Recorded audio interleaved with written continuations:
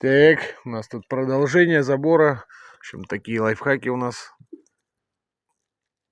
ТикТок. Не ТикТок. В общем, сейчас сниму. Тут у нас дожди идут, поливают вовсю. В общем, вот так он будет с двух сторон выглядеть. Вот так вот. Задача была сделать вентилируемый. И получается, где-то вот только вот под этим углом у нас просмотр. Где-то около 30, наверное, градусов. А так, в целом, занимаемся сейчас подшивкой второй стороны. Так что так.